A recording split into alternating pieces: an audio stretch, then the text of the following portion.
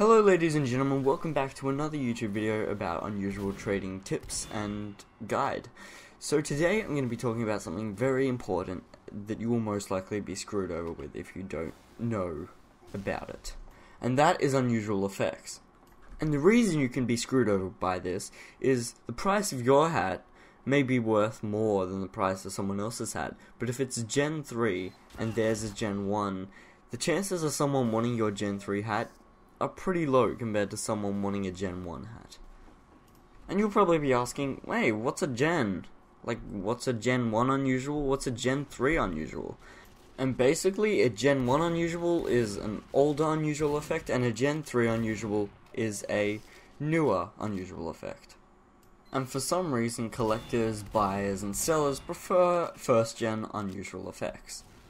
And that makes it quite difficult for you to sell an unusual effect that's Gen 3.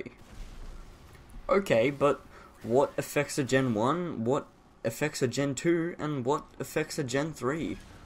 Well, there'll be a link in the description showing you what all the effects are and what generation they are, but I've prepared a small thing to show you in video.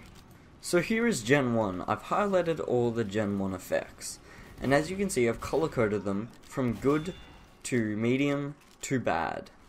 So the best first gen effects are colored green, so burning, scorching, sunbeams, green energy, and purple energy. And the aura effects are colored orange, so that's circling heart, ghosts, vivid plasma, searing plasma, circling peace, circling TF logo, purple confetti, and green confetti. And the terrible effects are colored red, which is basically massed flies. So this is first gen effects. If you get offered a first gen effect or a third gen effect, you always want to take the first gen effect because it will sell much better. So this is Gen 2.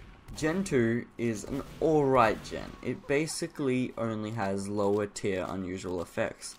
But that's not a terrible thing, because if you're looking to buy a low tier, well, you're going to have low tier unusual effects. Now the alright effects in Gen 2 are Blizzardy Storm, Orbiting Fire, and Stormy Storm. The rest are pretty bad effects. Not much else to say about Gen 2, but try to avoid these effects, as not as many people are interested in purchasing these. Now this is Gen 3.